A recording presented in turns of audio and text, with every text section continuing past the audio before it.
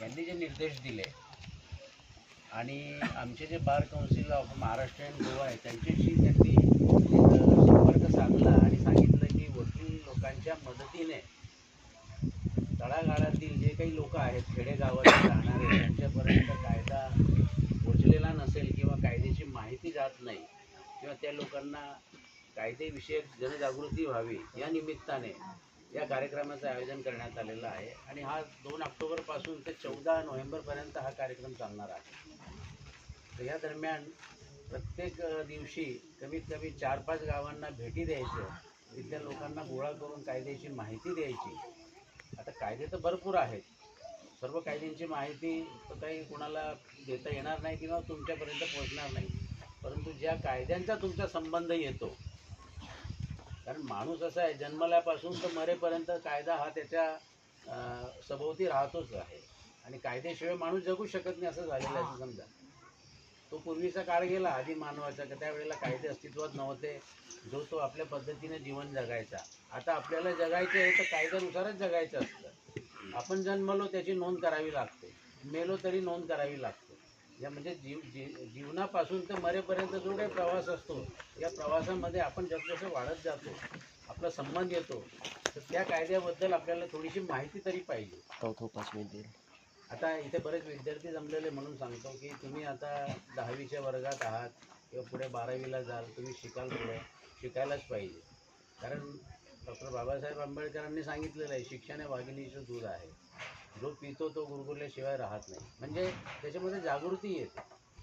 तुम्ही शिकले तर प्रत्येक गोष्टी तुम्हाला समजेल किंवा तुम्ही समजून घ्याल आणि शिक्षण कधी वाया जात नाही, कधीही नाही.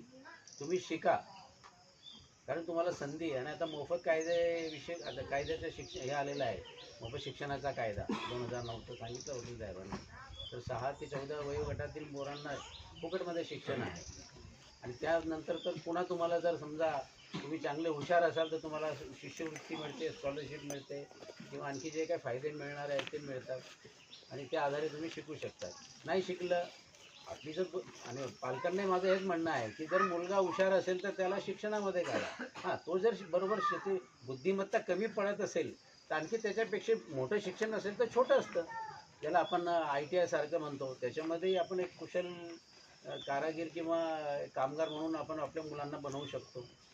तेही नाही झालं तर मग आपलं पारंपरिकता आहे शेती व्यवसाय वगैरे, पण तुम्ही शिकवा एवढं आमचं म्हणणं आहे.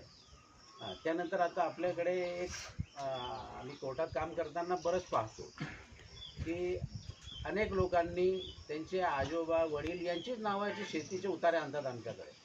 ते तर म्हणे 15 वर्षापूर्वी मेले, 30 वर्षापूर्वी मेले, 50 वर्षापूर्वी मेले, म्हणजे त्यांचे शेतीवरचे नावं तेच चालत आलेली आहेत. घराचा 8 नंबर मागितला तर म्हणे आमच्या आजोबाच्या वडिलांचं नाव आहे. तर असं करू नका. तुम्ही वडील वारले, आजोबा जे काही वारले तर त्यांचे मृत्यू दाखले घेऊन त्यांचे वारस दाखले तयार करून घ्या, आपली नावं लावा ना. तर हे जरा लक्षात ठेवा तुम्ही. कारण आता तुम्ही त्या घरात राहतात, तुम्ही मालक झालेले आहे तर तुमचं नाव तरी पाहिजे.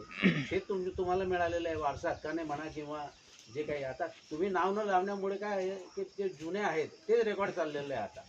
मग ते आता कायदे सक्तीचे झालेले आहेत, तुम्ही ते बदलून घ्यायला पाहिजे सर्व व्यवस्थित. जन्ममृत्यूची नोंद नसते त्याचाही प्रॉब्लेम येतो, तेही तुम्हाला अडचणीचे ठरतात. ते अशा गोष्टी जर आपल्या गावातल्या असतात, शिक्षित लोक आहेत तर कोर्टामध्ये या तुम्ही.